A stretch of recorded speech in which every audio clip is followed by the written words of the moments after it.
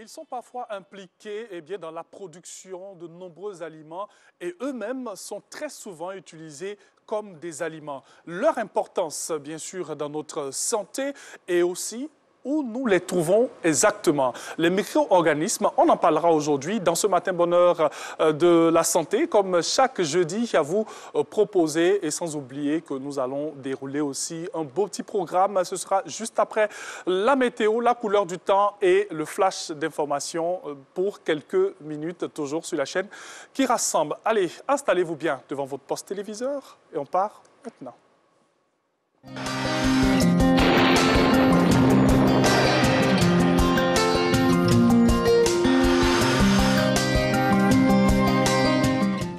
Mesdames et messieurs, bonjour. La matinée sera nuageuse sur le littoral et le sud forestier. Des pluies faibles pourraient y être observées, notamment dans le sud-ouest. Les régions du centre, de l'ouest et de l'est observeront du brouillard ou de la brume humide tôt le matin. La partie nord restera sous l'influence des vents frais et secs de l'harmattan et la visibilité sera réduite par la brume sèche.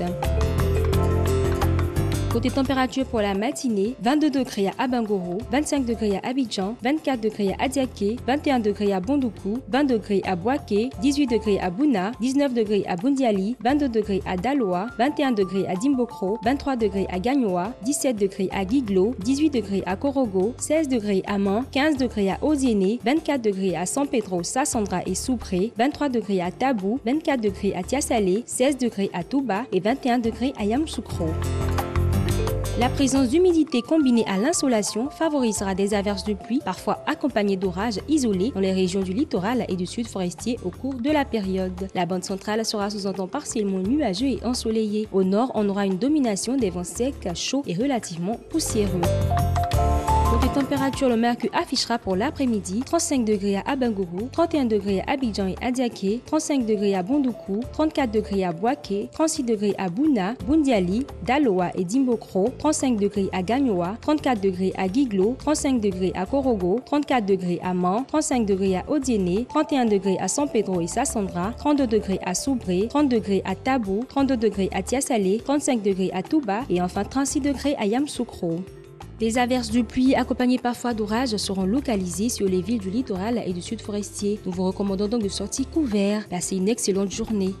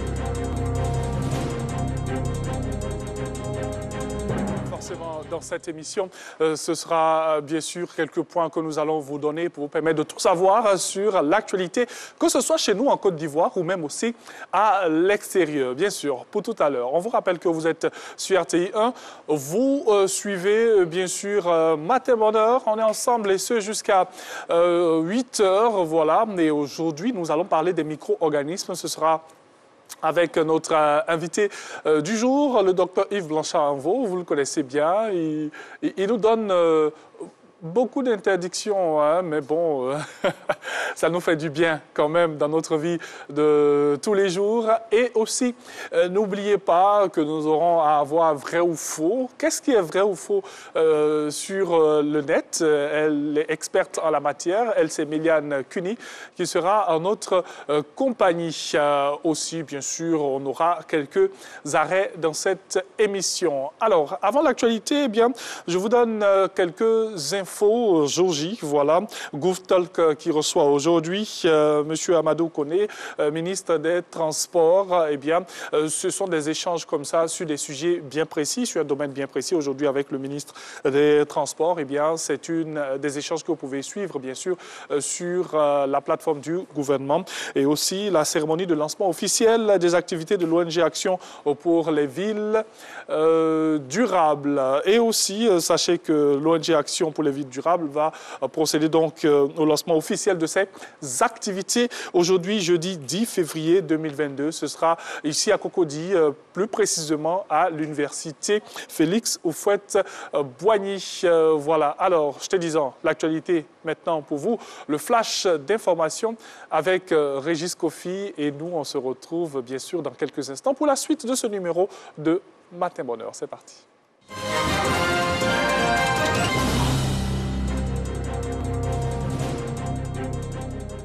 Bonjour à tous, Cannes 2023, la Côte d'Ivoire sera à l'honneur ou alors au rendez-vous de l'événement. C'est ce qu'assure le Premier ministre Patrick Achi au cours d'une audience qu'il a accordée hier à une délégation de la Confédération africaine de football. La délégation de la CAF séjourne en Côte d'Ivoire depuis le 7 février 2022 afin de s'enquérir de l'état d'avancement des travaux des infrastructures, travaux de construction des infrastructures. Alexis Ouedraogo. La CAF, Confédération africaine de football, est en visite depuis 72 heures en Côte d'Ivoire. Ce mercredi, au terme de visites de terrain et d'échanges avec les autorités, la délégation a été reçue par le Premier ministre à la primature. Vous avez mis la barre très haute. Les stades qui sont en construction, c'est des bijoux. Nous sommes très contents d'avoir ces ouvrages pour le football. C'est incroyable. J'en ai même dit quand je suis allé à San Pedro, moi je dis, elle est en cours de construction, mais c'est déjà beau. Ça peut rester comme ça, c'est déjà beau. C'est magnifique. Les choses que j'ai constatées, ça passe très bien. Je vous remercie. Il faut qu'on garde cet dynamisme jusqu'à la fin. D'ici avril, la Confédération installera ses bureaux à Abidjan pour appuyer le pays dans ses préparatifs. Vous n'êtes pas seul, nous sommes des vrais partenaires. Parce que votre réussite, ce n'est pas seulement la réussite de la CAF, c'est de toute l'Afrique.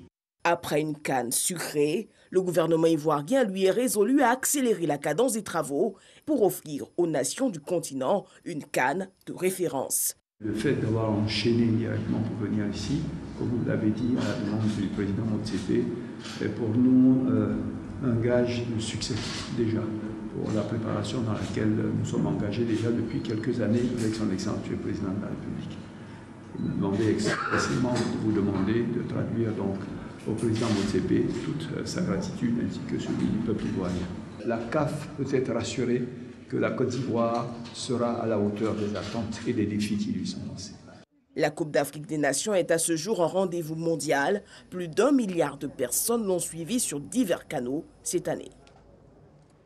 Un autre événement international que la Côte d'Ivoire s'apprête à abriter. Il s'agit de la 15e session de la conférence des parties prenantes de la Convention sur la lutte contre la désertification et sécheresse, COP15, qui aura lieu du 9 au 20 mai prochain. La cérémonie officielle de lancement s'est tenue ce mercredi à Abidjan. Grâce Kando. La Côte d'Ivoire abritera pour la toute première fois du 9 au 20 mai prochain l'une des plus grandes conférences des Nations Unies sur l'environnement. Il s'agit de la 15e conférence des parties sur la désertification et la sécheresse, d'où cette cérémonie de lancement officiel en présence de 4 ministres du gouvernement. Occasion pour la Convention d'Abidjan de faire l'état des lieux en Côte d'Ivoire. Le niveau de dégradation et de désertification des sols en Côte d'Ivoire, on estime qu'à peu près 70% des 322 000 km² du territoire ivoirien est concerné par des problèmes de désertification, de perte de fertilité des sols et de baisse au niveau de la production agricole. Cette rencontre de haut niveau concerne les 197 pays signataires de la Convention cadre des Nations Unies sur la désertification et la sécheresse. Les attentes de la Côte d'Ivoire à ce rendez-vous sont nombreuses. La 15e conférence des parties sera l'occasion pour la Côte d'Ivoire de sensibiliser aux solutions et à la nécessité de réhabiliter les terres dégradées. Des mesures urgentes devraient être mises en place afin de reboiser les forêts, de développer de bonnes pratiques agricoles, de prévenir l'érosion des sols, de gérer les ressources en eau, d'améliorer la gestion des pâturages, des forêts et du bétail. Mettre en exergue les potentialités de la Côte d'Ivoire en matière d'agriculture, l'implication de tous est souhaitée pour la réussite de l'événement. C'est l'occasion pour moi d'inviter les partenaires au développement à accompagner le gouvernement dans la réussite de l'organisation de cette COP 15. Je voudrais par ailleurs leur traduire toute notre reconnaissance pour les efforts financiers déjà fournis pour le secteur et formuler qu'à l'issue de la COP 15, une table ronde des bailleurs de fonds permette de mobiliser les financements nécessaires à la mise en œuvre des résolutions pertinentes qui vont en sortir. En marge de la COP 15, un sommet des chefs d'État sur la question est prévu. Ce rassemblement aura un impact positif au niveau diplomatique, économique, stratégique et politique. Cette conférence nous offre aujourd'hui l'occasion de réaffirmer notre engagement à œuvrer de manière concrète à la protection de l'environnement et à repousser la désertification. Le gouvernement accorde une place importante pour lequel un effort financier a été fait pour aider à la réussite de cette 15e conférence des Nations Unies sur la désertification et la sécheresse. La Côte d'Ivoire va assurer la présidence de la COP 15 pendant 2 ans. Dans le reste de l'actualité, le Mali a mis en place un mécanisme de concertation pour la poursuite du dialogue avec la CEDEAO, l'Union africaine et la communauté internationale. Ce mécanisme a pour but de rechercher une solution conciliant les aspirations du peuple malien et les demandes de la communauté internationale, notamment à travers l'adoption d'un chronogramme consensuel. C'est la trame du communiqué produit hier par le porte-parole du gouvernement. Je vous retrouve à 7h. Merci beaucoup à Régis Kofi, que nous allons retrouver avec beaucoup de plaisir. Il a dit à 7h donc pour notre point de l'actualité dans Matin Bonheur. Juste le temps pour lui de se préparer, de revenir encore vous informer. Allez, nous allons poursuivre cette émission, bien sûr, avec combien ça coûte et direction nos différents marchés pour avoir les coûts des denrées alimentaires.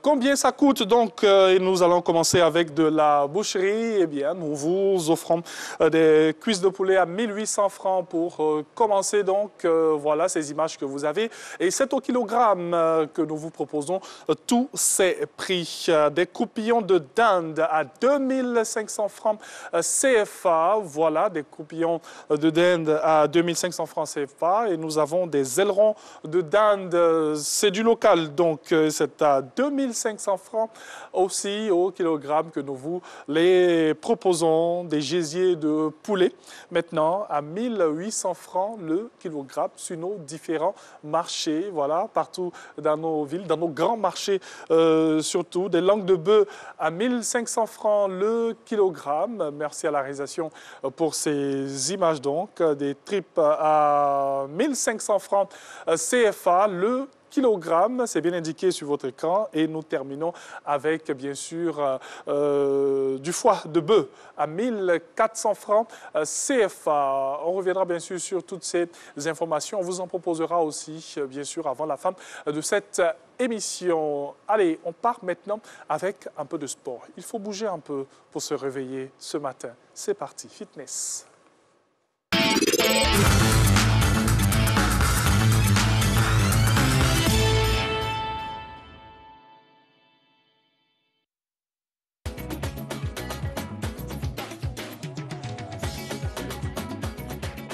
Bonjour tout le monde, vous me voyez déjà en place.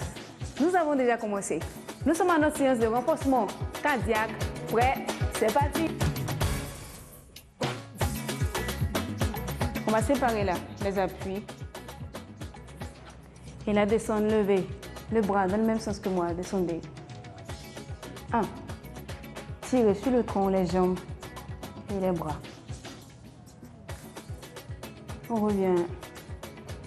Poussez, changez le sens. 1.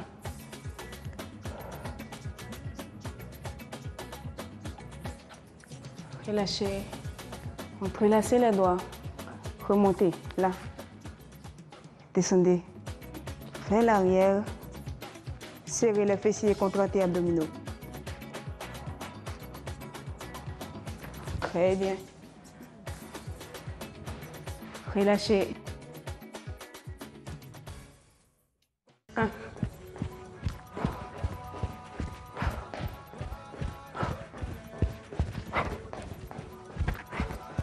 Continuez. Ah, très bien.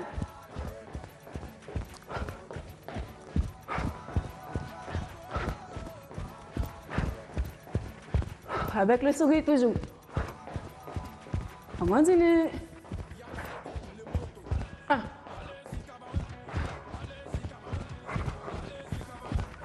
Et là, on accélère là. 1.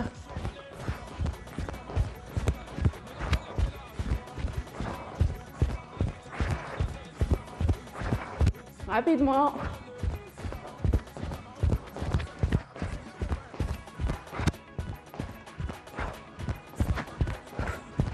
Là, devant.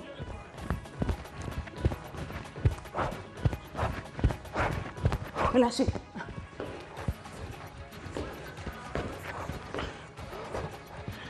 Encore une fois. Descends.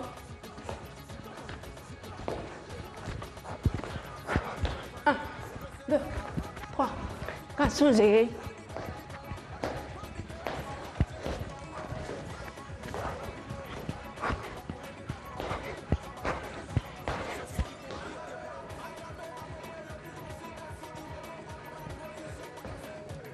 On y va. 1.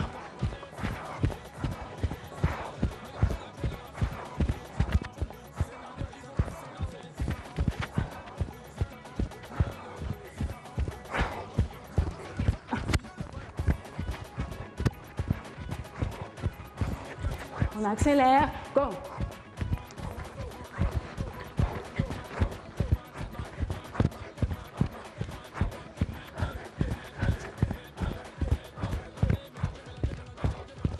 Lâchez. 1.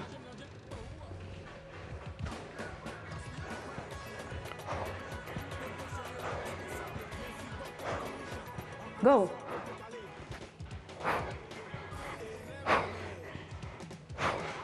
Relâchez. 1. Récupération. Continuez. 1.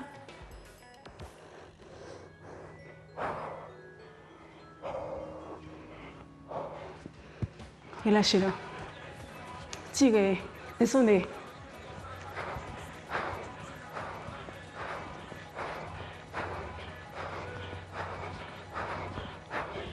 Relâchez. Go.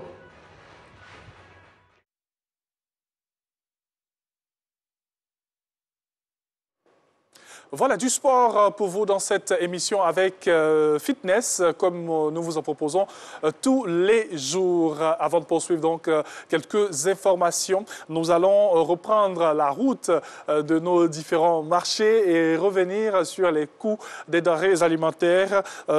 C'était la boucherie à l'instant. Cette fois-ci, ce sont des produits vivriers que nous vous proposons. On a du haricot vert à 500 francs CFA, de la banane douce à 400 francs CFA, de la tomate type salade, bien ronde et bien belle, donc à 900 francs CFA le kilogramme, des choux à 350 francs le kilogramme, des courgettes à 300 francs le kilogramme, des concombres à 350 francs et du citron pour terminer, ou des citrons tout simplement, à 250 francs. Voilà, on reviendra bien sûr sur toutes ces informations. J'espère que déjà depuis quelques minutes, vous passez un très bon moment avec nous, et ce jusqu'à 8 heures.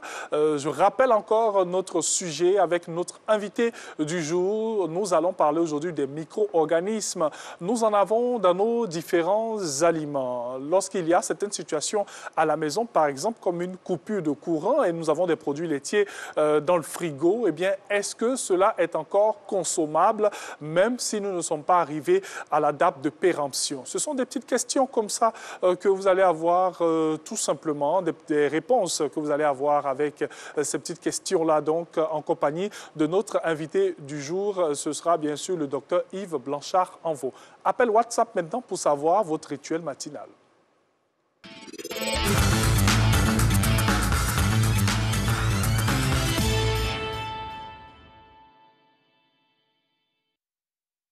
Coucou tout le monde, moi je me nomme Aousou Muriel Estelle, je suis en deuxième année BTS, c'est-à-dire je dois passer le BTS. Cette année, je suis à Cocody, précisément au Gopédec. Ok, moi, quand je me réveille chaque matin, naturellement, je prie. Mais ça, c'est primordial. Et quand je finis de prier, je fais mes travaux, ce qu'il y a à faire dans la maison. Puis, je prends un très bon petit déjeuner. J'écoute de la musique. C'est mon quotidien. Puis dès que je finis d'écouter ma musique, j'allume la télé pour regarder Matin Bonheur. Et vraiment, ce fut un réel plaisir pour moi de regarder cette émission. Et c'est comme ça que débute toutes mes journées. Voilà, merci beaucoup à cette téléspectatrice qui nous permet comme ça de savoir ce qu'elle fait le matin. Et nous allons vous donner maintenant le numéro de téléphone pour nous envoyer vos différentes vidéos. Donc, le 07 57 47 19 30. Je répète, le 07 57 47 19 30 pour, bien sûr, nous envoyer toutes vos vidéos, que ce soit à la maison, que ce soit au bureau, que ce soit dans les transports, que ce soit dehors, eh bien, l'endroit qui vous sied, à votre convenance, tout simplement. Vous nous gratifiez de ce petit bonheur matinal avec votre souris et c'est important. On revient sur les infos jour J. Le Gouv Talk reçoit aujourd'hui le ministre Amadou Koné, ministre des Transports, et une cérémonie officielle aujourd'hui, celle du lancement, bien sûr, des activités de l'ONG Action pour les villes durables. Petite pause et on revient.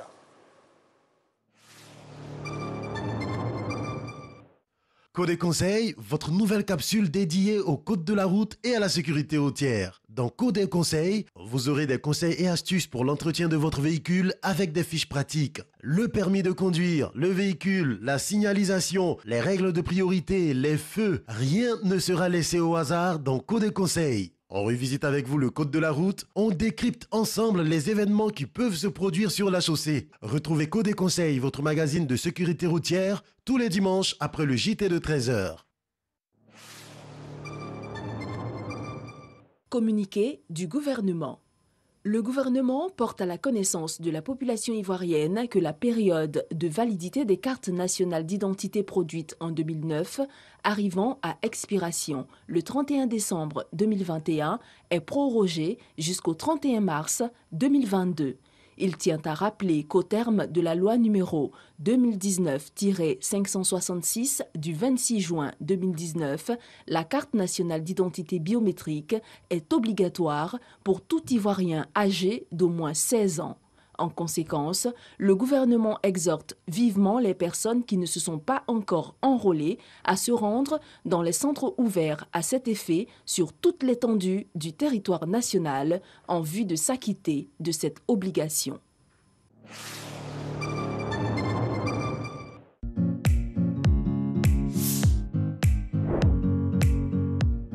Comment mettre un masque barrière? Pour être efficace, un masque a besoin d'être correctement utilisé. Veuillez donc suivre les étapes suivantes. Avant de toucher à votre masque, lavez-vous les mains avec de l'eau et du savon. Par défaut, frictionnez-vous les mains avec une solution hydroalcoolique. Une fois vos mains propres, prenez votre masque, repérez-en le haut. Posez-le sur votre visage de telle sorte à ce qu'il recouvre le nez et la bouche. Si votre masque comporte des boucles élastiques de part et d'autre, passez-les autour de vos oreilles et stabilisez votre masque. Si votre masque compte des bandes parallèles, passez la partie supérieure sur le haut de votre tête, la partie inférieure sur votre nuque. Une fois votre masque en place, ajustez-le en le tirant par le bas de sorte à ce qu'il recouvre votre menton.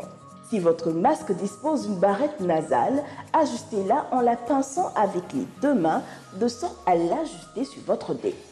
Une fois votre masque bien en place, ne le touchez plus. Si par mégarde il vous arrive de toucher à votre masque, n'hésitez pas à vous laver les mains à nouveau avec de l'eau et du savon.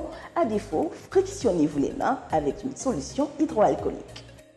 Comment retirer un masque barrière? Pour éviter de vous faire contaminer lors du retrait de votre masque, veuillez suivre les recommandations suivantes. Lavez-vous les mains avec de l'eau et du savon ou frictionnez-vous les mains avec une solution hydroalcoolique. Saisissez les cordes ou les bandes par l'arrière en prenant bien soin de ne pas toucher l'avant du masque. Retirez le masque, jetez-le à la poubelle et ensuite lavez-vous les mains avec de l'eau et du savon ou encore frictionnez-vous les mains avec une solution hydroalcoolique.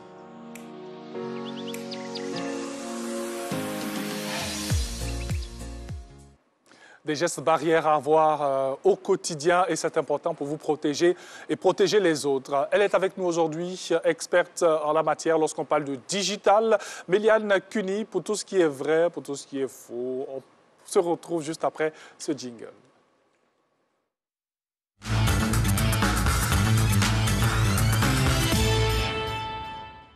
Et c'est important de savoir ce qui est vrai ou faux sur le net, parce qu'on a tout. On a tout sur le net, c'est important de savoir ce qui est vrai, ce qui est faux, ce qui est vrai mais faux, ce qui est vrai mais sorti du contexte ou ce qui est totalement truqué. Oui. Alors, bonjour. Bonjour Joël. Bienvenue. On a déjà mis le pied dans le plat. Oui, la première information, c'est qu'il y a un tweet qui circulait sur les réseaux sociaux disant que l'armée française décide d'installer une nouvelle base militaire au niveau du Mali. Oui. Il faut rappeler que ce tweet est faux. Parce que c'était pas, non seulement ça ne provenait pas du compte de l'armée, mais encore, ça a été sur Twitter, c'est pas plus de 280 caractères maximum. Oui. Le tweet fait 352 caractères, vous aussi. Comment quelqu'un peut tweeter 242 caractères alors que Twitter a réduit son nombre de caractères? Donc c'est totalement faux, c'est juste pour semer la panique et tout. Ou créer des tensions sur les réseaux sociaux. Donc, bien sûr. Alors, parlant de tweet, c'est juste une information écrite. Oui. Voilà, donc comme tu l'as si bien signifié, on ne doit pas dépasser un certain nombre de caractères. Voilà. Ouais. Et le truc, c'est quand on est sur Twitter. Voilà. Et c'est un tweet de Florence Parly qui annonçait des bases militaires françaises. Oui.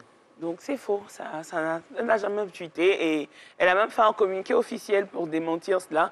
Et si vous regardez la date, il faut regarder certains éléments. Sur Twitter, vraiment, lorsqu'on vous envoie un tweet, faites exprès, comptez les caractères. C'est vrai que ça perd un peu le temps, mais ça vous permet de savoir exactement ce qui est vrai de ce qui est faux.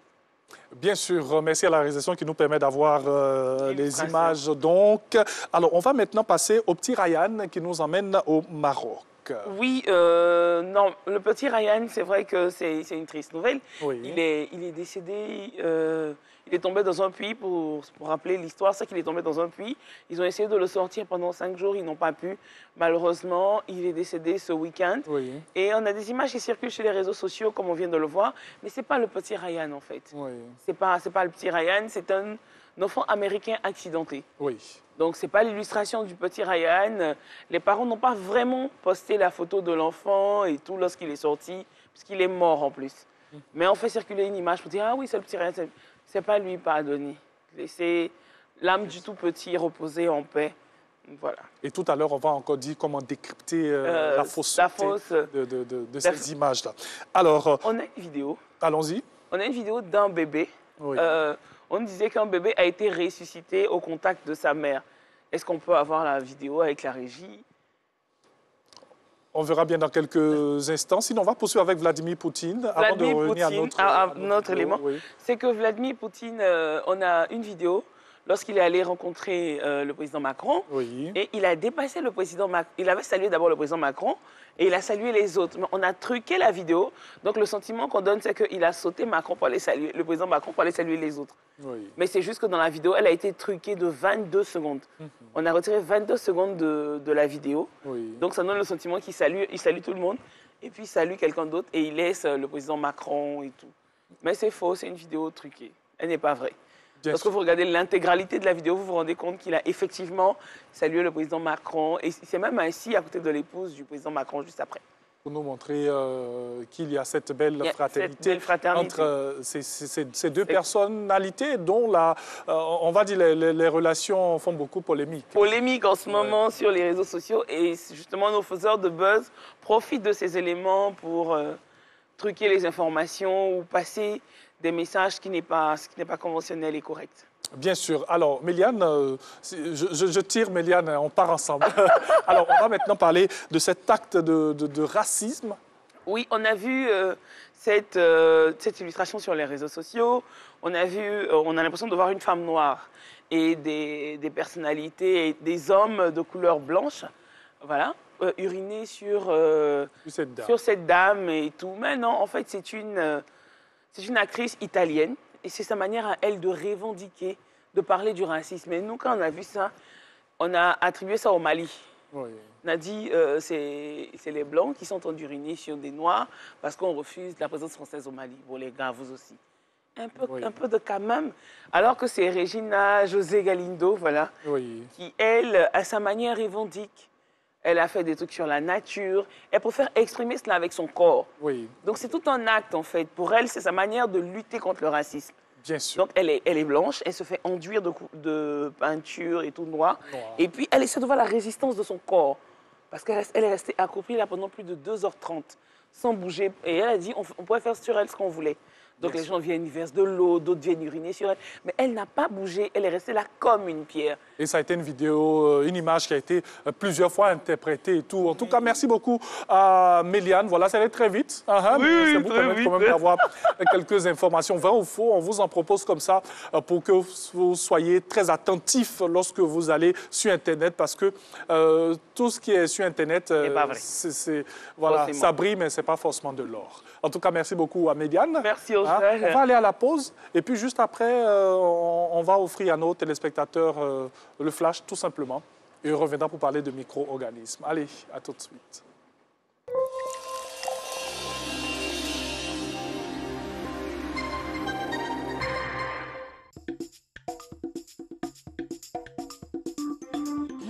Maman, tu as changé de lait? C'est très bon. Oui, c'est le lait Leti, vitaminé, riche en calcium et au goût crémeux. Il te fera déborder d'énergie.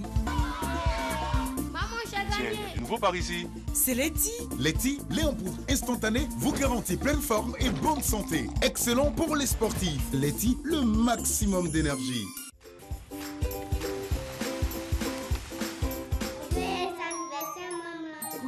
Se réunir autour d'un bon repas est une tradition chez nous. Comme à toutes nos rencontres, il y a toujours beaucoup de joie partagée. Mais surtout au menu, de bons plats de riz La Rizière. Son goût unique et son parfum captivant font de chaque repas un moment de pur bonheur. La Rizière, la source du bon riz.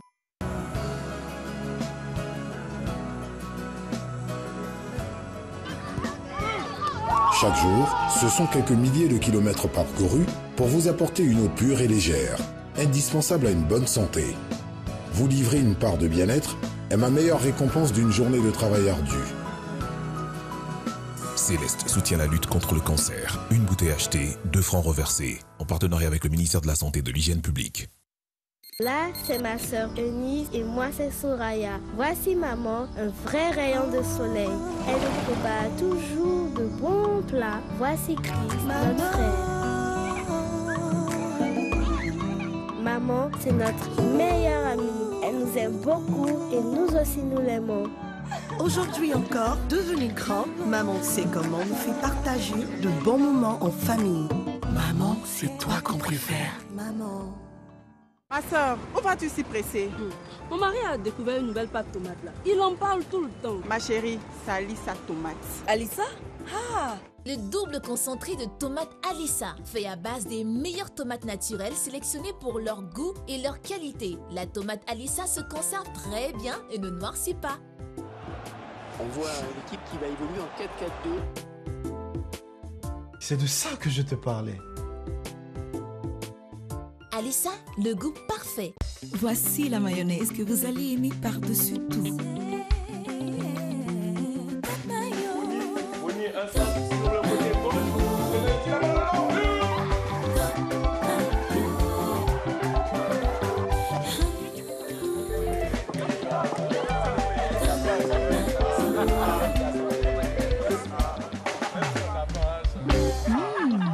Top Mayo, le délice de nos plats.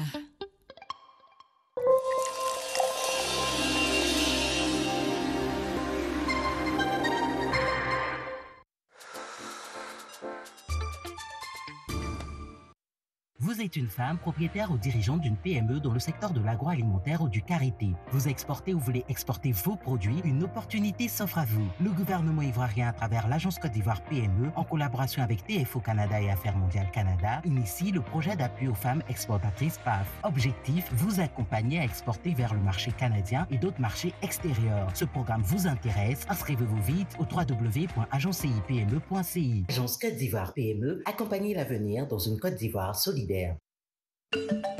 Danse, conte, art du cycle et de la marionnette, théâtre, slam, humour, musique, mode, street art, Massa 2022. 98 groupes sélectionnés, 10 sites privatisés, une quinzaine de scènes pour plus de 200 spectacles programmés. Du 5 au 12 mars 2022, le marché des arts du spectacle d'Abidjan vous ouvre ses portes gratuitement. Infoline 27 20 21 35 20. Massa 2022. Abidjan reçoit l'Afrique et le monde culturel. RTI, diffuseur officiel du Massa 2022.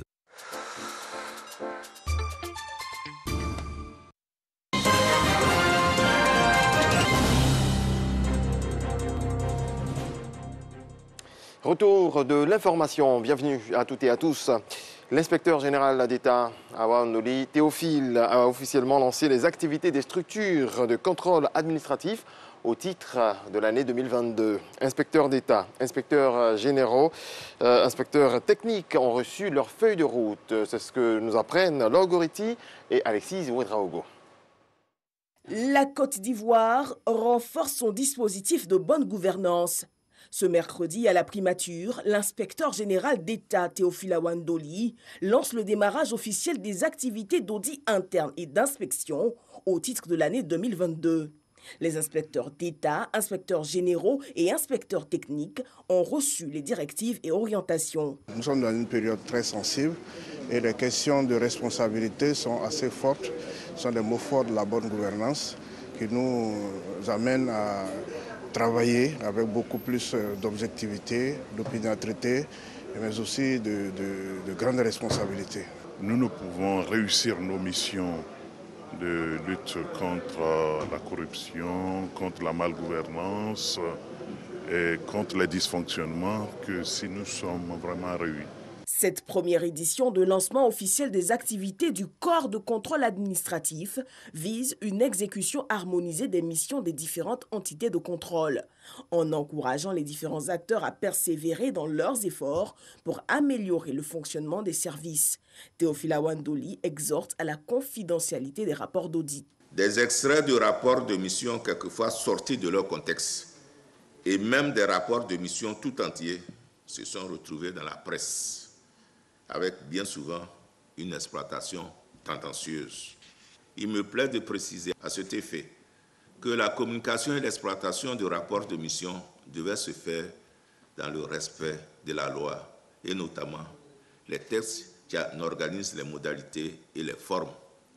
Nous devons ainsi, dorénavant, éviter que des pans entiers des rapports de mission se retrouvent sur la place publique. Pour des résultats probants, les inspecteurs devront aussi suivre la mise en œuvre des recommandations faites à l'issue des dites missions, appuyées par le comité de suivi des recommandations des audits. Le chef d'état-major des armées françaises en visite en Côte d'Ivoire a été reçu par son homologue. Renforcement de la coopération militaire entre la Côte d'Ivoire et la France et lutte contre le terrorisme, des sujets abordés par les deux hommes. Le point d'Abou Sanogo. Le chef d'état-major des armées françaises, le général d'armée Thierry Boucard, reçu par le chef d'état-major général des armées de Côte d'Ivoire. L'objectif est de conforter la relation partenariale entre la Côte d'Ivoire et la France dans le domaine militaire et la prise en compte commune des défis sécuritaires. On est aujourd'hui engagés ensemble dans la lutte contre le terrorisme et donc naturellement pour moi il était important de venir faire un point ici sur notre partenariat et la manière dont on pouvait encore continuer à progresser. Après l'état-major général des armées, le général d'armée Thierry Boucard s'est rendu dans l'après-midi à l'Académie internationale de lutte contre le terrorisme basée à Jacquesville. Un organisme qui répond à une demande politique et opérationnelle de développer les capacités des forces de défense, de sécurité et les services judiciaires chargés de la lutte contre le terrorisme. C'est un projet franco-ivoirien qui bénéficie à l'ensemble de la sous-région puis de la région. Incarnation concrète des ambitions internationales de la prévention du terrorisme, l'Académie internationale de lutte contre le terrorisme a la volonté de fédérer les capacités de tous pour une réponse globale au terrorisme. Elle repose sur 3 piliers essentiels: une école de formation des cadres, un centre d'entraînement pour les forces spéciales et les unités d'intervention spécialisées et un institut de recherche stratégique. La deuxième journée de sa visite officielle a conduit à l'école militaire préparatoire technique de Bingerville, EMPT. Accompagné de son homologue ivoirien, le général de corps d'armée Lassina Doumbia, il a rendu hommage au corps enseignant, puis a échangé avec des élèves. Et qu'est-ce que tu veux faire après ton bac? Je veux être officier. Tu veux être officier? Une école qui, selon lui, donne la chance à tout le monde. C'est le mérite de chacun qui permet de progresser et c'est très bien que ça soit comme ça. Et c'est le système qui est le meilleur pour donner à chacun sa chance. Le chef d'état-major français, le général d'armée Thierry Boucard, avant de regagner la France, a fait une inspection des forces françaises en Côte d'Ivoire, basées à Port-Boué. En bref, François Beya, conseiller spécial du président Félix Tshisekedi en matière de sécurité, est toujours détenu dans un local de l'Agence nationale du renseignement à Kinshasa. Selon la présidence congolaise, il est arrêté suite aux indices sérieux attestant d'agissements contre la sécurité nationale. Mais la présidence a d'ores et déjà annoncé que Jean-Claude Boukassa, l'un de ses assistants, va assurer l'intérim. Contrairement à François Beya, il n'est pas issu de l'ancien régime de Joseph Kabila, mais fait partie des hommes de confiance du président. Nouvelle salve d'arrestation au Soudan visant des représentants de partis politiques qui ont été écartés du pouvoir par le coup d'État mené par le général Abdel Fattah al-Burhan le 25 octobre dernier. Il s'agit des dernières interpellations en date après de nombreuses arrestations de militants, journalistes, avocats et manifestants qui militent pour un pouvoir civil. Et puis en Éthiopie, une guerre oppose, vous le savez, depuis plus d'1 an, le front de libération du peuple tigréen à l'État fédéral, avec pour conséquence, en dehors des pertes en vie humaine, des millions de déplacés et un risque de famine dans certaines zones. L'économie n'est pas en reste. On note par exemple des dommages évalués à 31,9 millions de dollars, soit 16 milliards de francs CFA au réseau électrique. Ainsi s'achève cette édition. Nous serons de retour à 7h30 pour développer l'actualité. Merci beaucoup à Régis Kofi. Régis, oui. Serré ou léger? Léger, ça me va. C'est bon? Léger, ça me va. Mais aujourd'hui, spécialement, j'ai pris du serré. Du serré? Oui. C'était très compliqué le réveil. Le réveil était compliqué. On a dormi tard, hein? On va dire le démarrage, parce qu'il n'y a pas eu de sommeil profond. Oui. Voilà, donc c'était très compliqué, donc on a fait du serré ce matin. Donc, du serré pour lui aujourd'hui. Oui. Merci beaucoup à Régis Kofi, qu'on va retrouver bien sûr pour notre point 2. L'actualité.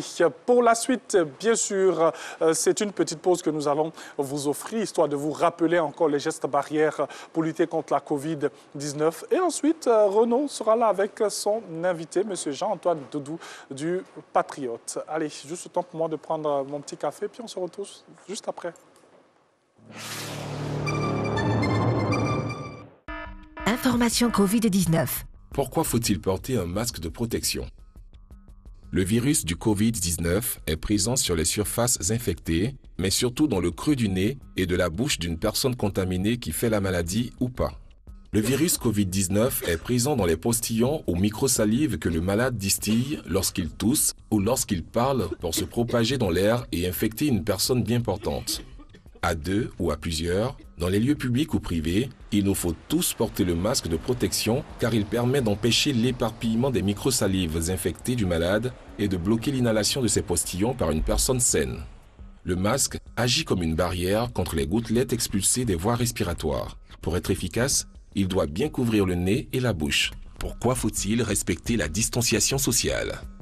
Un individu qui parle diffuse involontairement autour de lui des postillons salivaires qui peuvent atteindre jusqu'à 1 mètre de distance autour de lui. La COVID-19 se trouve dans les voies respiratoires de la bouche et du nez d'une personne infectée qui fait la maladie ou pas et peut ainsi se propager, porter par ces gouttelettes et contaminer une personne bien portante.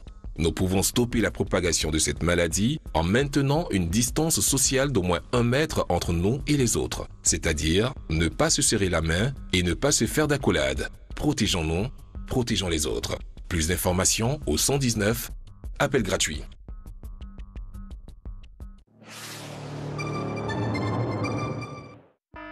Information Covid-19. Pourquoi faut-il se laver régulièrement les mains? La COVID-19 est un virus qui peut nous infecter en passant par les yeux, le nez ou la bouche. Le plus souvent, ce contact a lieu par les mains. C'est pourquoi il est recommandé de bien se laver les mains avec du savon et de l'eau ou avec un gel hydroalcoolique avant de manger, de boire, après avoir touché une surface contaminée ou après avoir été dans un endroit public. Le lavage régulier des mains est un geste simple pour prévenir la propagation du virus. Protégeons-nous, protégeons les autres. Plus d'informations au 119, appel gratuit. Protégeons-nous et protégeons les autres, c'est important avec des gestes barrières. On vous rappelle rapidement le numéro de téléphone pour nous envoyer vos différentes vidéos. Eh bien, le 07 57 47 19 30.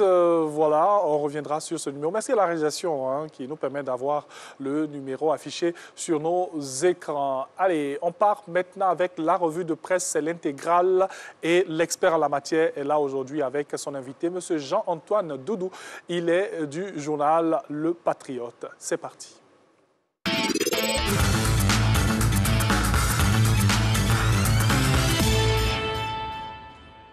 Bonjour à tous, très heureux de vous retrouver pour décrypter les titres des journaux de ce jour et on le fait aujourd'hui en compagnie de Jean-Antoine Doudou, président du réseau des journalistes pour l'accès à l'information et journaliste au quotidien Le Patriote. Bonjour, très cher. Bonjour Renaud. Merci infiniment de venir partager avec nous les titres de l'actualité de ce jour et on démarre tout de suite avec Fraternité Matin qui indique que le FMI confirme la bonne santé de l'économie ivoirienne. Effectivement, le 3 février dernier, une mission du Fonds monétaire international a séjourné en Côte d'Ivoire et a produit un communiqué. Et il ressort de ce communiqué que l'économie ivoirienne se porte très bien en termes de croissance. Mieux, ce communiqué rappelle également que les perspectives 2022 et à moyen terme sont prometteuses. Oui. Voilà. Mais ces perspectives qui sont prometteuses, ils l'ont dit de façon assez ferme et ils ont parlé notamment des leviers de l'économie ivoirienne qui vont permettre de porter cette économie dans ces perspectives. Bien sûr, ils ont évoqué plusieurs leviers. Il y a d'abord le capital humain, sur lequel la Côte d'Ivoire mise désormais avec la création d'un volume d'emplois. Oui. Il y a également la découverte du gisement pétrolier et gazier qui va apporter une plus-value à l'économie. Et puis également, il y a, comme on le disait tantôt,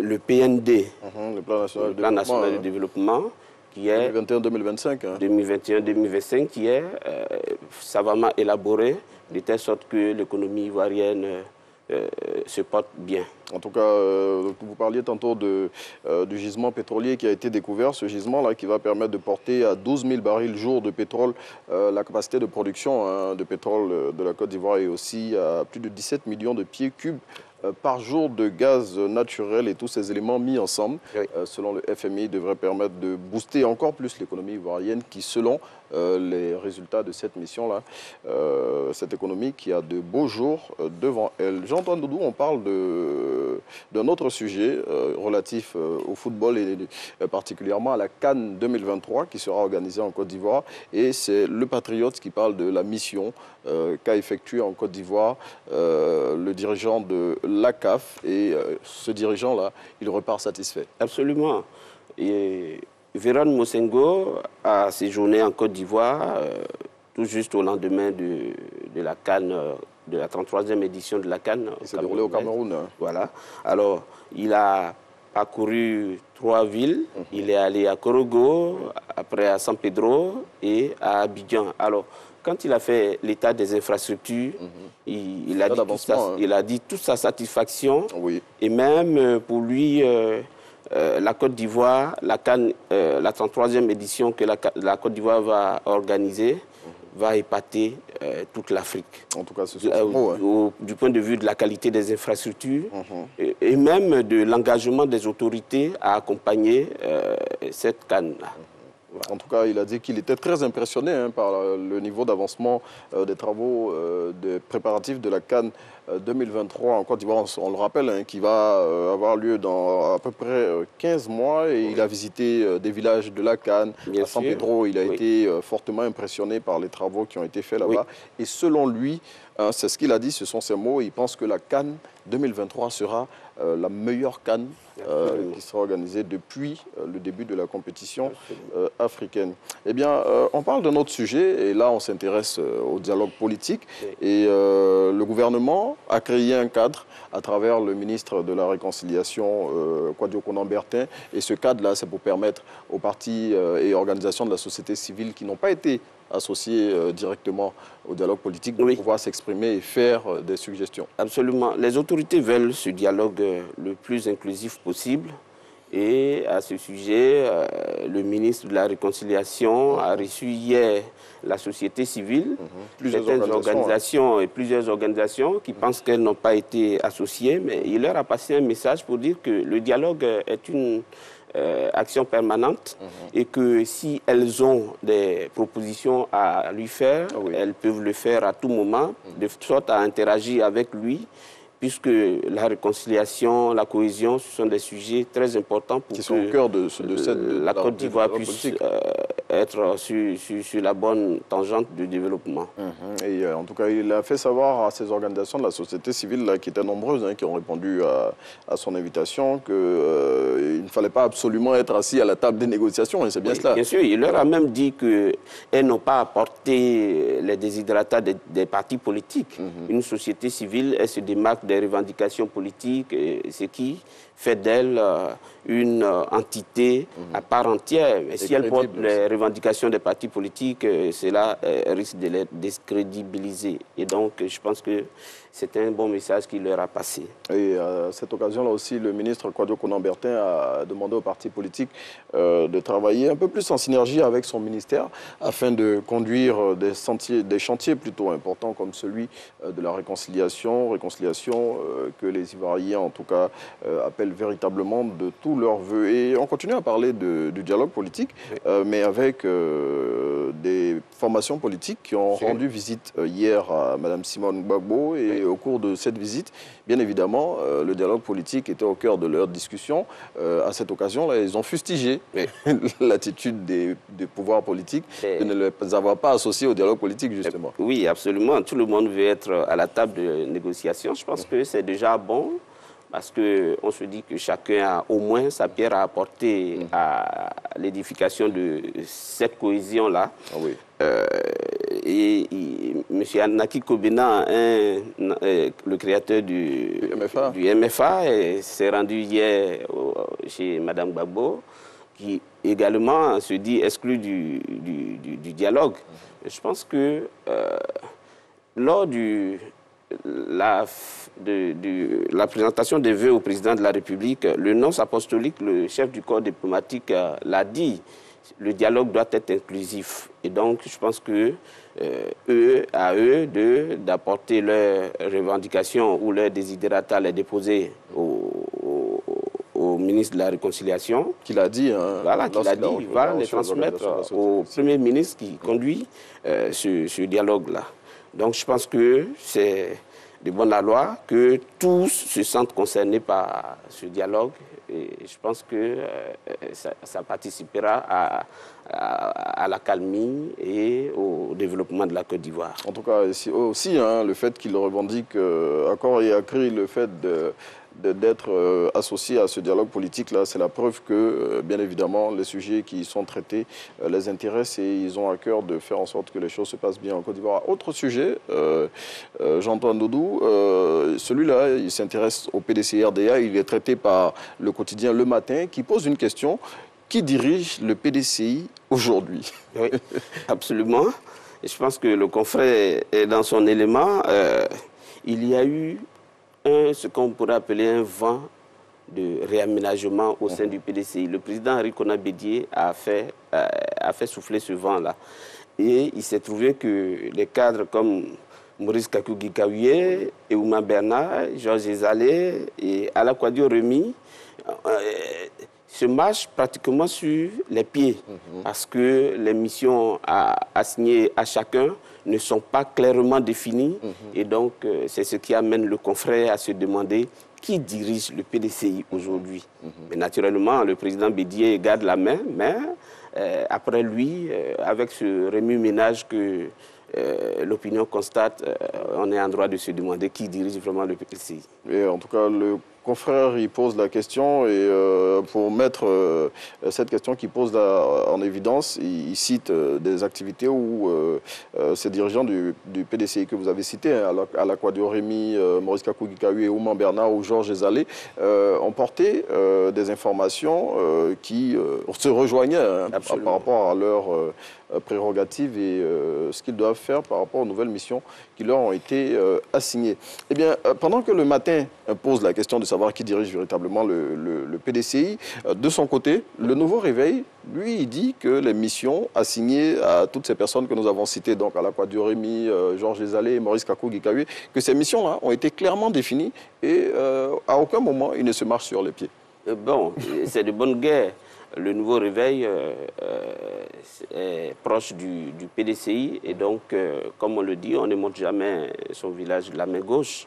Donc, le confrère est dans son élément, comme le dit notre jargon. Mais je pense que à voir que les réunions convoquées par Ezalé Philippe, ancien maire de Grand Bassam, et que les autres dirigeants n'y prennent pas part, bon, ça laisse libre cours à des supputations. Et donc, je pense que le point de vue du confrère Le Matin est pertinent quand même, mais Le Nouveau Réveil essaie de justifier, mais voilà.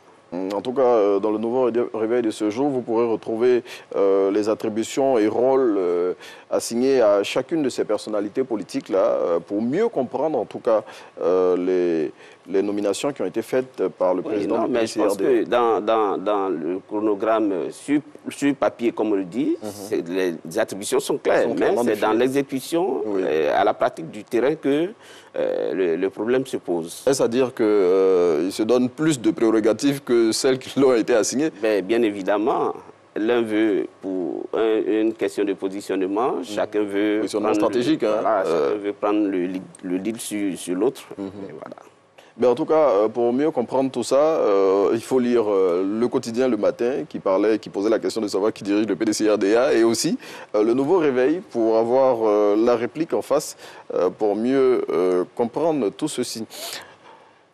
Jean-Antoine Doudou, il y a un sujet, le dernier sur notre conducteur aujourd'hui, qui traite d'un sujet aussi vieux que le monde, celui de la prostitution, mais en milieu universitaire ici en Côte d'Ivoire. Oui, absolument. Comme on le dit, c'est le plus vieux métier du monde. Mais le confrère attire surtout l'attention des étudiantes qui s'adonnent à cela sur deux faits. Le premier fait, c'est avec cette pratique, elles n'ont pas la chance de conduire leur cursus universitaire à terme. Le deuxième axe, c'est que avec les problèmes de sécurité que l'on rencontre aujourd'hui, ces jeunes filles sont exposées à beaucoup de choses. Et donc là, le confrère insiste sur cela. C'est pour cela qu'il montre les risques que ces jeunes filles encourent en s'adonnant au plus vieux métier du monde. Mais en tout cas, il ratisse large pour parler du sujet. Il parle des difficultés auxquelles les jeunes dames sont confrontées quand elles se retrouvent dans les cités universitaires. Il parle aussi des réseaux de proxénètes. Voilà. Et puis, surtout, il met l'accent sur le volet sanitaire, tous les risques auxquels ces jeunes dames, à travers leur pratique, exposent le reste de la population. Oui.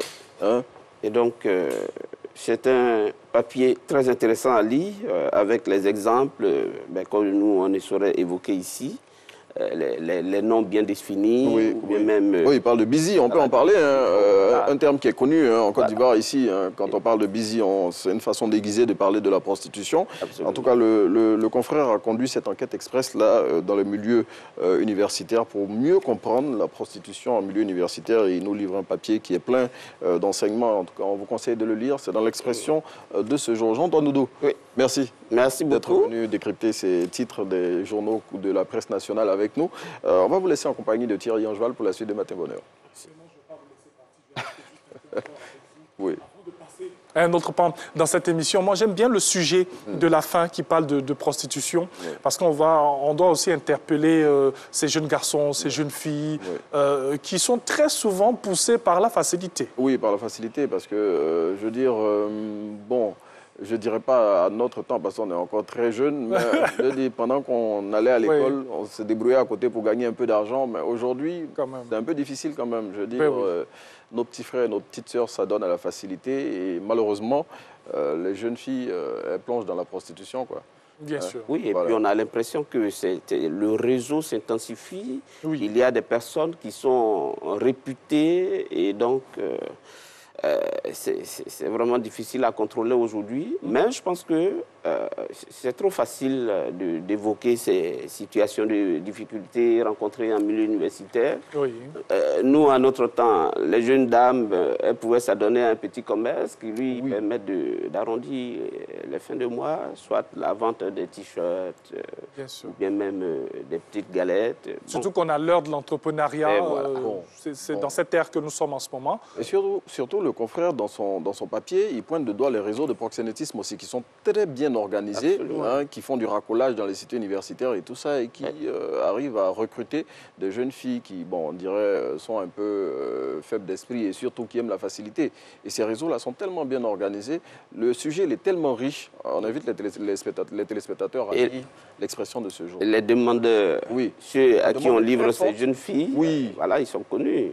Bien sûr. On parle même de rutilantes véhicules, voitures qui viennent garer aux abords des cités universitaires pour embarquer ces jeunes filles. Donc, c'est un réseau Un réseau bien organisé et qui rapporte beaucoup d'argent, surtout aux proxénètes. Un réseau qu'il faut démanteler aussi pour permettre, bien sûr, à ces étudiants et à ces étudiantes surtout de bien travailler, de bien se former, d'évoluer concrètement. Et puis, voilà. C'est vrai, comme le dit le réalisateur, difficile peut-être de le faire parce que ça existe depuis longtemps et le réseau est bien installé. Mais bon, Inch'Allah, je pense qu'on va arriver à bout de cela. Merci beaucoup. Merci. Excellente journée à vous. Absolument. Voilà, merci à Renaud qu'on va retrouver tout à l'heure et merci à M. Jean-Antoine Doudou. On rappelle qu'il est le président du réseau des journalistes pour l'accès à l'information. Moi, j'aime bien ce réseau-là. Oui. Hein? On va forcer un peu les gens à parler. En tout cas, merci beaucoup et excellente journée à vous donc. Allez, on aura un autre point de l'actualité, bien sûr, le 7h30. Et ensuite, on aura notre invité du jour pour parler santé, car nous sommes jeudi aujourd'hui. À tout de suite.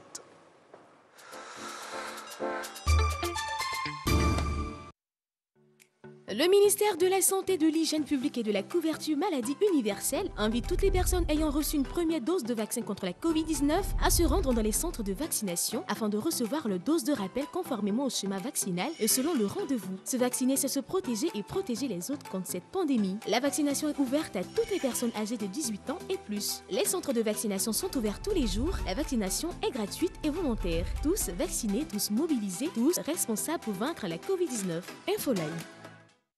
Le ministère de l'Emploi et de la Protection sociale organise la 2e édition de Les Rendez-vous du MEPS, le jeudi 10 février 2022 à partir de 10h à la salle des fêtes de l'agence de l'IPSC Craeux à Atovan. Invité, Maître Adama Kamara, ministre de l'Emploi et de la Protection sociale. Thème, les acquis et nouvelles orientations des politiques d'emploi, de travail et de protection sociale. Infoline 27 20 23 92 80 07 48 49 32 69. Danse, conte, art du cycle et de la marionnette, théâtre, slam, humour, musique, mode, street art, Massa 2022. 98 groupes sélectionnés, 10 sites privatisés, une quinzaine de scènes pour plus de 200 spectacles programmés. Du 5 au 12 mars 2022, le marché des arts du spectacle d'Abidjan vous ouvre ses portes gratuitement. Infoline 27 20 21 35 20. Massa 2022. Abidjan reçoit l'Afrique et le monde culturel. RTI, diffuseur officiel du Massa 2022.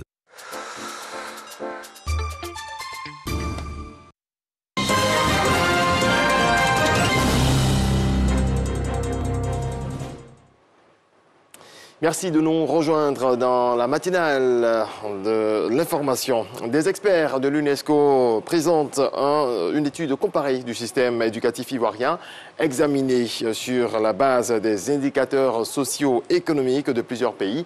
En ligne de mire, la revalorisation de la pédagogie nationale. Le document qui sera remis au Premier ministre aujourd'hui a été réceptionné par la ministre de l'Éducation nationale, Walter Amadou Ouattara.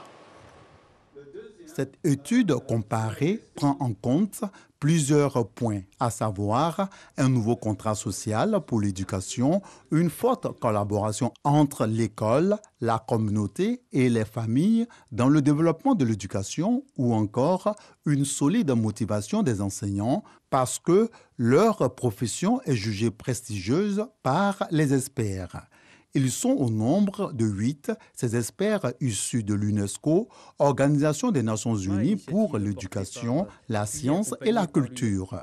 L'un de leurs, Borem Chakroun, directeur de la division des politiques et des systèmes d'apprentissage, a eu la charge de présenter l'étude.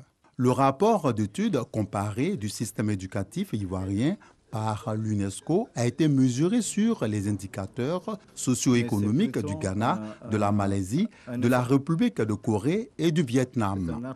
Un choix qui s'inscrit dans le cadre des réflexions relatives aux états généraux de l'éducation nationale et de l'alphabétisation. Le Premier ministre a souhaité qu'on s'inspire de l'expérience de ces différents pays-là. Comment ça s'est passé dans ces pays, comment ça continue de se passer. Et donc, à partir de l'exemple de ces 5 pays, qu'est-ce que la Côte d'Ivoire pourrait faire? Et c'est tout ça qui va nous permettre, à la fin du mois de mars, d'avoir un seul rapport, le rapport Côte d'Ivoire sur les conclusions des États généraux de l'éducation nationale et de l'alphabétisation, avec de propositions de réforme si besoin en était. La présente étude comparée est prévue pour être remise au Premier ministre Patrick Achi. 3 centres commerciaux bientôt à la disposition des commerçants de Yopougon. Le maire de la commune, Gilbert Kone-Kafana, a effectué une visite de terrain. Les travaux sont achevés à 90%. Le point de Godefroy Okamawa. La commune de Yopougon se dote de nouveaux marchés ultramodernes spécialisés dont les vocations diffèrent l'une de l'autre. Le premier magistrat de la commune, Gilbert Kone-Kafana, en visite sur ces chantiers en vue d'évaluer le niveau d'avancement des travaux. Première étape, Sidésilem, un centre commercial dédié à la vente de poissons fumés, de la tiéké et de la viande de porc. Les petits marchés de quartier vont continuer à se transformer pour que nous ayons une commune où les produits vivriers et autres sont vendus, soit des lieux modernes, propres et qui protègent donc la santé de nos populations. Après l'EM, cap est mis sur le marché situé aux environs du palais de justice. Ici, ce sera bientôt l'univers de l'électronique, de la haute technologie et des librairies. Un autre site, celui du camp militaire. 144 magasins, plus de 500 étals et un espace de déchargement de marchandises. Au thème de cette visite, le premier magistrat de la commune situe les enjeux. Nous avons un certain nombre de commerçants qui sont partout sous les hautes tensions et ce sont des lieux où on ne peut pas exercer du commerce. C'est pour cela que parallèlement au déguerpissement, nous avons engagé donc l'aménagement des marchés de quartier. Bien entendu, le grand marché dont les travaux vont démarrer bientôt va venir parachever tout cela. Tous ces chantiers exécutés à environ 90% constituent les nouveaux sites de relocalisation des commerçants de la commune.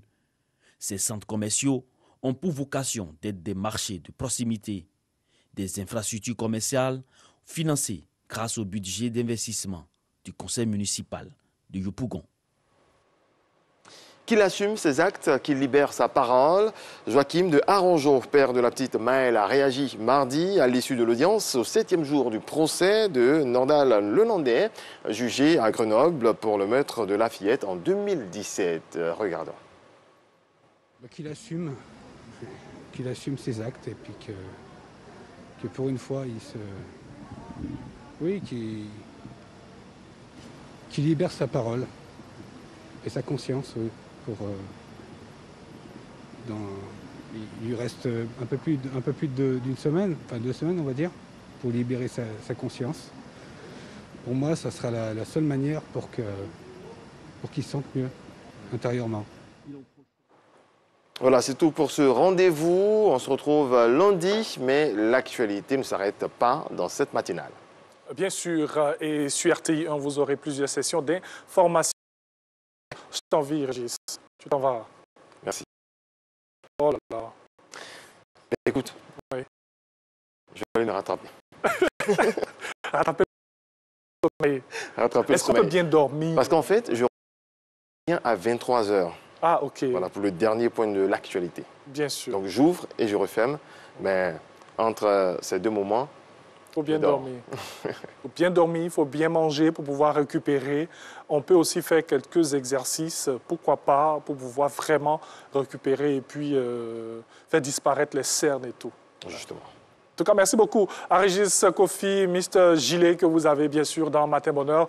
Pour l'actualité aussi, demain, c'est ce vendredi, donc vous aurez bien sûr une autre voix pour vous informer. Nous allons maintenant recevoir notre invité du jour. Avec lui, parler de micro-organismes. Peut-être que ça ne vous dit rien, mais les micro-organismes sont partout, oui, partout. Et vous allez bien comprendre avec le docteur Yves Blanchard-Envaux que nous recevons. Voilà, il va faire son entrée. Il n'est pas trop habitué à ça, mais bon. Bonjour, docteur. Bonjour. Vous allez bien? Alors, jingle, et quand on revient, on échange.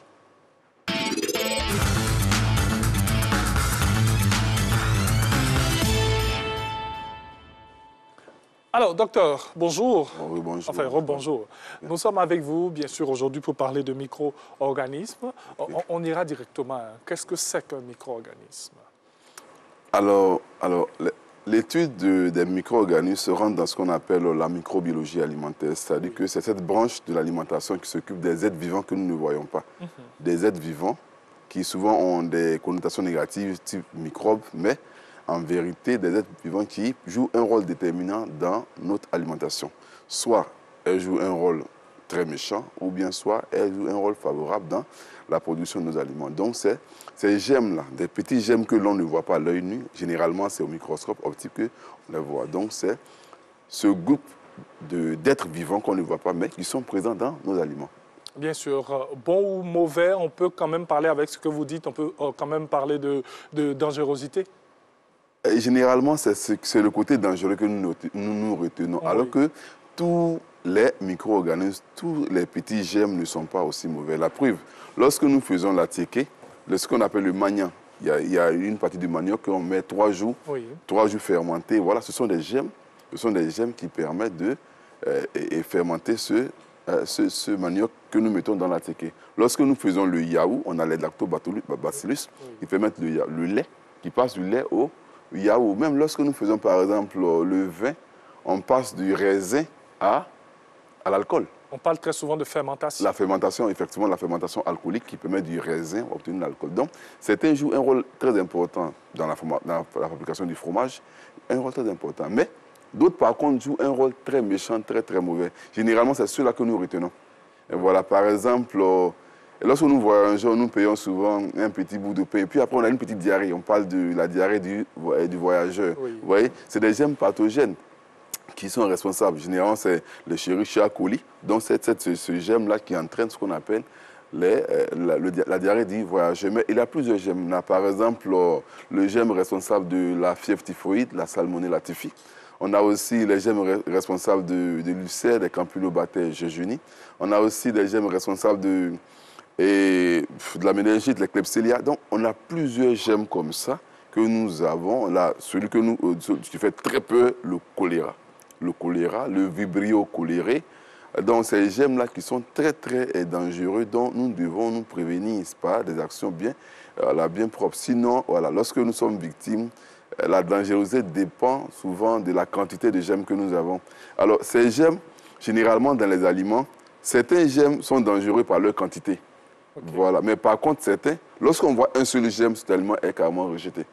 Lorsque vous voyez par exemple le germe de la Salmonella typhi, c'est-à-dire que le germe responsable de la fièvre typhoïde, lorsqu'on comptabilise la présence d'un seul germe, carrément on dit que l'aliment est à rejeter. Voilà. C'est signe que l'aliment n'est pas propre.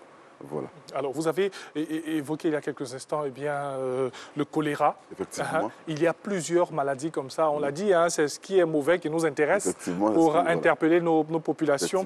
On a aussi la fièvre typhoïde. Effectivement. C'est très courant. Oui, la fièvre typhoïde. Effectivement, la fièvre typhoïde, c'est ce qu'on appelle la maladie de la main sale, je crois. Et cette bactérie, il y a plusieurs types de salmonelle, mais la fièvre typhoïde, c'est ce germe-là. Généralement, ce germe se met souvent dans les coques. C'est-à-dire que lorsque les conditions d'existence lui sont défavorables, il se met dans une coque bien fermée et il résiste. Et lorsqu'il se trouve dans le ventre où les conditions de vie deviennent favorables, alors il sort du germe. C'est comme par exemple, on vous demande par exemple que vous, pour faire cuire l'œuf, on ne met pas l'œuf, souvent on met carrément l'œuf dans l'eau et on met au feu. Non, on fait bouillir l'eau avant de mettre l'œuf. Ah, okay. Parce que vous voyez, sur la coque de l'œuf, il y a des pores. Bien sûr. Il y a des pores. Donc, si vous mettez, par exemple, votre œuf dans l'eau froide avant de le mettre au feu, la bactérie, la salmonelle, peut rentrer dans la pore de l'œuf. Okay. Vous comprenez un peu? C'est-à-dire que normalement, pour faire cuire un œuf, on fait bouillir l'œuf, on fait bouillir l'eau et après on dépose l'œuf. Mais si vous déposez, par exemple, l'œuf dans l'eau froide, que vous faites cuire, le temps, la bactérie peut diffuser dans les pores de l'œuf. Généralement, souvent, on ne sait pas que les œufs ont des pores. Effectivement, les œufs ont des pores. Donc, par ces pores-là, le germe peut rentrer. Ou bien, par exemple, aujourd'hui, on fait souvent les pains fourrés avec la viande. Oui. Alors, si la viande contient un germe, vous allez faire cuire, par exemple, les pains fourrés avec la viande. Mais si la température de cuisson n'est pas adéquate, si à l'intérieur, si le pain n'est pas bien cuit, vous allez prendre un germe, comme il a dit tout à l'heure. Alors, quand la chaleur arrive, là, le germe peut se mettre carrément dans une coque bien fermée et la température ne touche pas ce germe-là. Mais une fois que vous mangez, qu'arrivé à l'intérieur, que les conditions de développement sont adéquates, alors il sort et puis commence à Voilà, et généralement, c'est ça. Alors, donc, la fièvre typhoïde, généralement, on la trouve un peu partout. Même quand vous saluez quelqu'un, quelqu'un peut aller faire les selles. Voilà, quelqu'un peut aller faire les selles. Et puis, à ce retour, si la main n'est pas bien lavée, alors vous saluez, vous prenez le gemme, vous prenez un petit gâteau. Quand vous mangez, vous allez voir que vous allez gravement et transmettre cette maladie-là à la personne. Et là, on constate qu'on a des maux de ventre. Effectivement, voilà. Et la danger... On a plusieurs bactéries qui peuvent donner les diarrhées. Oui. Mais voilà, il y a plusieurs bactéries qui peuvent donner des diarrhées. Comme j'ai dit, le Escherichia coli peut donner la diarrhée du voyageur, les salmonelloses. Mais la fièvre typhoïde, c'est purement la salmonella typhique. Donc, il faut appliquer l'hygiène un peu partout. Voilà. Et puis, il faut surveiller un peu. Il faut surveiller. Il faut vivre dans un environnement un peu plus propre. Un peu plus sain. Un peu plus sain. Parce que, vous voyez souvent, la lutte contre ces germes, c'est une lutte que nous engageons parce que ces bactéries, généralement, se divisent rapidement. Oui. Donc, plus nous mettons du temps, plus nous négligeons, plus ces bactéries se développent. Voilà. Il y a un cas aussi palpable. Souvent, nous allons payer, par exemple, le matin, ce que les gens appellent les pains condiments, nous payons. Oui. Il y a certaines personnes qui vont attendre depuis 6 heures. La dame est venue déposer son pain condiment. Certains vont payer à 10 heures. C'est-à-dire que depuis de 8 heures à 10 heures, pendant 2 heures à 3 heures du temps, certaines personnes sont venues, ils ont bavardé sur voilà, le pain. Et puis, ils vont laisser. Le germe va bien se développer. C'est à 10 heures, ils vont payer pour manger. Ils vont prendre la maladie. Vous voyez un peu? Alors, donc, il y a lieu d'appliquer un peu l'hygiène à tous les niveaux de notre vie. Surtout, aujourd'hui, nous parlons de l'alimentation. Appliquons l'hygiène dans notre alimentation. Bien sûr. On le dira plus précisément tout à l'heure avec surtout comment éviter tout cela. Mais on va rester sur les maladies que l'on pourrait avoir. On a parlé de choléra, on a parlé de fièvre typhoïde, on a des hépatites virales. Et effectivement, les hépatites virales, oui, ça arrive. Aujourd'hui, c'est le contact de nos aliments. C'est-à-dire que il se transmet bien sûr par la sueur, ou bien par autres maladies, mais souvent aussi par les contacts avec les aliments. Vous voyez un peu. Alors, quelqu'un peut aller, comme je l'ai dit, aller par exemple faire ses besoins à son retour. Si les conditions d'hygiène ne sont pas respectées, c'est pourquoi souvent on demande, lorsque vous avez les toilettes, il faut qu'il y ait toujours du matériel de nettoyage. Voilà, donc vous finissez, vous ne lavez pas bien la main, vous arrivez, vous prenez l'aliment que vous servez une personne, bien sûr que vous allez transmettre ces maladies-là. Voilà, donc il faut appliquer l'hygiène un peu partout. Bien sûr. Voilà. L'hygiène un peu partout. On va maintenant entrer chez nous à la maison. Effectivement. On va entrer dans notre cuisine. Voilà. Nous avons généralement dans nos réfrigérateurs, par exemple, même du yaourt. Le frigo est bien fermé et tout, mais nous avons une coupure de courant. Effectivement. Le courant revient tout simplement. Est-ce qu'il faut consommer encore certains aliments comme le yaourt qui est au frigo, même si ce n'est pas encore arrivé à la date de péremption? Alors vous allez voir, la différence entre le lait et puis le yaourt, c'est que le lait a été ensémencé pour obtenir le yaourt. Donc il y a des bactéries que nous avons ensémencées dans le lait pour obtenir le yaourt. Donc le yaourt contient des germes qui sont vivants. Okay. Voilà donc. Et lorsque nous mettons ces différents de ces yaourts dans le frigidaire à basse température, ces micro-organismes ne se développent pas. Mais une fois qu'il y a rupture de la chaîne de froid, lorsqu'il y a eu coupure de courant, alors on assiste à ces bactéries se multiplient. Alors donc, en se multipliant, vous allez voir que voilà, ça va détériorer d'abord la qualité du yaourt, mais surtout, ça peut entraîner des maladies graves. Donc, selon le temps et ce qui s'est passé au niveau de la rupture de la chaîne de froid, par exemple, de courant, il est dangereux de prendre un yaourt quelques heures après la rupture du courant. Mieux vaut s'en débarrasser. Même si la date d'épération n'est pas encore arrivée, mieux vaut s'en débarrasser. Alors, il y a aussi certaines personnes à la maison qui consomment des produits dont la date de péremption peut-être est passée d'1 jour ou 2 jours. Et puis, on se dit, pas grave, je peux quand même consommer. C'est hier seulement que c'était la date de péremption. Est-ce qu'il faut se permettre cela? Et puis, est-ce qu'on a ces micro-organismes dangereux? Vous voyez, lorsque vous achetez un produit où le fabricant a mis les conditions, je pense qu'il est intéressant de respecter les conditions parce que on peut porter plainte au fabricant si, par exemple, je prends un exemple, nous avons un jour payé une boîte de sardines et dans une clinique où nous fabriquons les aliments des malades et nous avons fabriqué, par exemple, un gavage, un repas d'un malade et dans la fabrication de l'aliment, nous avons pris une boîte de sardines et nous avons fabriqué l'aliment. Mais je vous assure, de midi jusqu'à 17 h, l'aliment a fermenté, plein de gaz. Pourtant, c'est une boîte de sardines bien sertie, voilà. Mais je vous assure que lorsqu'on a fait la recherche, on s'est rendu compte que la boîte de sardines était déjà contaminée. Donc, ça veut dire que respectons les conditions. Si, lorsque le fabricant mettait la date de péremption, il a étudié la présence des germes qu'il a essayé de, comme on peut dire, anéantir. Mais il se dit par exemple que sur 6 mois, le germe peut revivre. Donc, il donne les conditions de la date de péremption à 6 mois ou bien à 5 mois. Mais si vous dépassez ces conditions, que vous prenez par exemple un germe, vous ne pouvez pas porter plainte contre le fabricant. Parce que le fabricant a donné les conditions du germe et la date de péremption de l'aliment. Bien sûr. Par contre, dans notre cas, où par exemple, nous avons payé une boîte de sardines dont la date de péremption n'est pas encore atteinte, et que cette boîte de sardines a contaminé notre aliment, là, on peut porter plainte contre le fabricant parce que voilà, les conditions de conservation ou bien les conditions de fabrication n'ont pas été, n'ont pas abouti à la sécurisation de notre aliment. C'est pour ça aussi que peut-être dans nos boutiques, dans nos supermarchés et tout, surtout dans nos boutiques, il faudrait quand même bien conserver tous les aliments. Oui, là c'est dans nos boutiques, mais moi je dis, j'ai pensé tout à l'heure que l'année prochaine nous aurons la canne. Il faudra que dans toutes les petites restaurations, informelles qu'ils soient, il faut qu'il y ait cette petite formation, cette rencontre avec le personnel dans ces petits restaurants. Il faut pour qu'on puisse respecter les conditions d'hygiène. Même dans les boutiques, je sais que les agents de la mairie passent souvent dans les magasins pour contrôler. Et si ça se fait, je vois souvent ça se fait, mais je veux que ça aille un peu plus loin. Même dans nos petites restaurations, il faut qu'on puisse mettre à niveau, même s'il n'y a pas de niveau qui existe dans ces restaurants informels, mais il faut quand même faire des petites formations à ces petits commerçants-là pour leur permettre de respecter un peu les conditions d'hygiène, effectivement. Parce que souvent, on peut aller dans une boutique et puis on voit souvent une boîte un peu gondolée et puis on continue de vendre, effectivement, on continue de vendre. C'est des choses normalement que les agents de la mairie, ces agents passent pour vérifier et ordonnent aux gérants de retirer de la chaîne de vente. Bien sûr. Voilà. On continue toujours avec ces petites questions-là pour nous permettre de mieux comprendre les micro-organismes. Alors, dans nos quartiers, vous avez parlé tout à l'heure de cette vente de pain condiment qu'on connaît.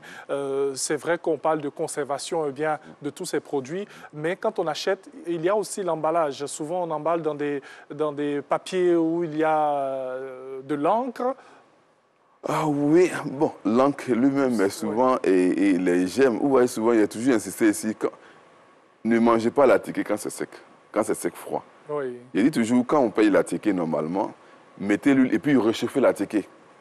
Voilà, vous allez payer la ticket chez un gars ou bien chez une dame du quartier. Généralement, c'est avec la même main qu'on prend de l'argent, qu'on sert le client. C'est la même main qu'on prend, par exemple, pour essuyer son pain, on sert la ticket. On ramasse les gemmes et on nous sert. Et généralement, c'est dans ces conditions que nous ramassons souvent les gemmes.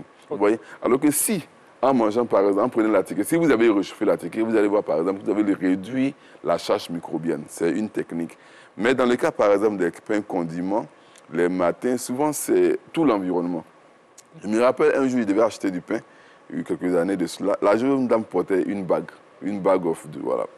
Et j'ai dit, mais ça sert à quoi la bague? Elle ne peut pas enlever. Et moi, je n'ai pas acheté le pain. Voilà. Il y a 5 mains qui vont vous servir, elles n'ont même pas attaché les cheveux. Vous voyez? Alors, on peut ramasser les gemmes un peu partout. Ce n'est pas forcément dans une restauration d'un hôtel XXL ou bien 5 étoiles. Même les petites restaurations doivent respecter un peu ces conditions d'hygiène. Merci beaucoup. Alors, on poursuit. Hein? J'ai dit, on a tellement de petites questions pour comprendre. Chez nous, à la maison, on aime bien acheter dehors de la tomate, des oignons, des concombres et tout, même de la salade. Quand on arrive à la maison, comment faire le nettoyage? Parce qu'il y a forcément des gemmes. Bien sûr, il y a des gemmes. À ce sens-là, souvent, on utilise du permanganate qu'on trouve au marché ou bien, par exemple, du javel. On les nettoie. On les nettoie bien. Et la quantité? Voilà. Généralement, on ajoute 3 à 4 gouttes de javel dans 1 litre d'eau. Dans 1 litre d'eau, généralement, ce que nous prenons. Donc, on fait ce mélange et puis on les nettoie. On les nettoie, on attend 30 minutes, voilà, 30 minutes avant de l'utiliser.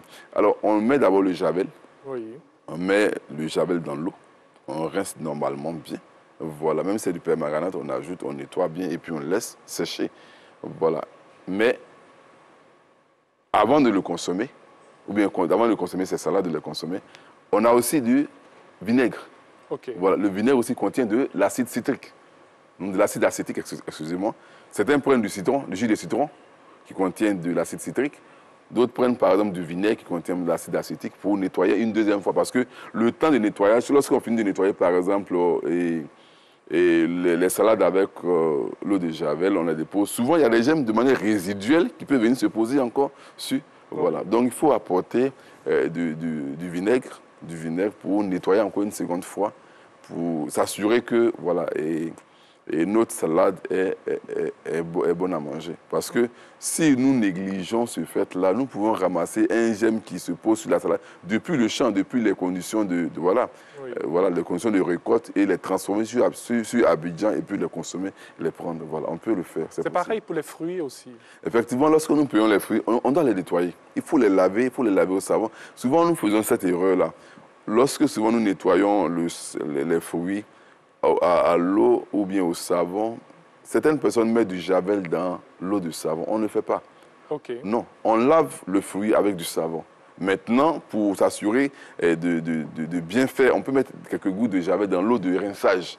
Mais on ne met pas le javel dans l'eau savonnée. Non, ce n'est pas possible. Et on fait souvent une grosse erreur, même quand on achète la banane douce, par exemple, on se dit peut-être pas besoin de laver, on prend rapidement, on mange parce qu'on se dit il y a la peau qui est là et tout, mais tout ça c'est aussi dangereux. Voilà, donc si nous avons la chance de payer le fruit pour aller à la maison, généralement lorsqu'on arrive, demandons qu'on les nettoie avant de les déposer. Oui. C'est comme ça, c'est ce qui est conseillé surtout.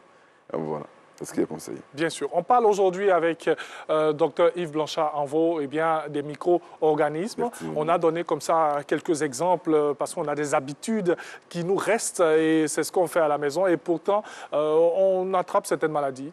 Et sans le savoir, on pense que ça vient de loin, pourtant c'est juste à côté. Effectivement, souvent dans nos erreurs, il y a ce qu'on appelle des cas d'intoxication. Oui. Intoxication alimentaire, dans les restaurations ou bien à la maison. On a vu des cas dans les médias où, par exemple, certaines personnes ont subi un empoisonnement. Souvent, c'est l'empoisonnement, souvent, ce n'est pas l'empoisonnement. Souvent, c'est des cas d'intoxication dus à nos erreurs grossières. Voilà, donc, de conservation effectivement, aussi. Même dans nos restaurants, même chez des femmes qui vendent dans nos quartiers aussi. Il faut vraiment, et à ce niveau, c'est à ce niveau qu'on attire l'attention de nos élus locaux, d'engager les spécialistes. On a des jeunes nutritionnistes formés qui peuvent faire des formations, même dans les plus petits restaurants. Dans tous les cas, ces petites restaurations, la paye des taxes. Donc, normalement, elles ont besoin d'être mises à niveau, d'être un peu interpellées sur les risques que prennent ces femmes-là ou bien ces messieurs-là dans la fabrication de chaque aliment. Donc, il faut que ces personnes-là soient un peu interpellées. Voici les risques que vous prenez. Lorsque vous faites ceci, voici les risques. Lorsque vous vendez la ticket au dehors, que votre main n'est pas propre, ou bien lorsque vous vendez par la ticket, vos cheveux sont délaissés, ou bien, par exemple, vous portez des bagues, ou bien que vous n'êtes pas bien habillé. Voici un peu les risques que vous prenez vis-à-vis des clients. Bien sûr, il faut avoir un quotidien très sain. Alors, Dr Yves Blanchard-Anveau, qu'est-ce qu'on retient pour terminer nos échanges? Alors, nous retenons que la qualité hygiénique de nos aliments, c'est une course engagée, c'est une course contre les micro-organismes parce que ces germes-là se multiplient à tout moment. Lorsque les conditions d'hygiène leur sont favorables, ces germes se multiplient. Donc, à nous, maintenant, d'essayer d'appliquer les conditions d'hygiène et 100%. Parce que à une seule erreur, une petite faille, un germe peut se développer. Et puis, est-ce que vous savez qu'il y a certains micro-organismes qui vivent dans les frigidaires? Effectivement. On va dire non, lorsqu'on le met au frigidaire, non. Même dans les climatiseurs, il y a des germes. On va dire non, mais il fait chaud là-bas. Si, il y a des germes. Donc, respectons les conditions d'hygiène pour avoir une bonne santé. Parce que souvent, ces germes-là, vous voyez les Klebsiella qui donnent la méningite. Lorsque vous avez la méningite, vous voyez que le pronostic vital est souvent engagé. Bien sûr. Donc, vraiment, faisons beaucoup attention. Et on fait aussi souvent de grosses erreurs. Nous avons même des produits qui sont fermentés, qui durent dans le frigo. Et puis, voilà. En tout cas, merci beaucoup. Il y a tellement de choses à dire. Je pense que chez vous, à la maison, vous pouvez continuer ces échanges et surtout vous donner quelques belles idées quand même pour avoir un quotidien sain. En tout cas, merci beaucoup à vous. Vous restez avec nous pour qu'on puisse terminer cette émission ensemble. Mais avant, il est installé à sa place magique, voilà, pour vous permettre d'avoir Info Express. Et nous sommes avec Renaud.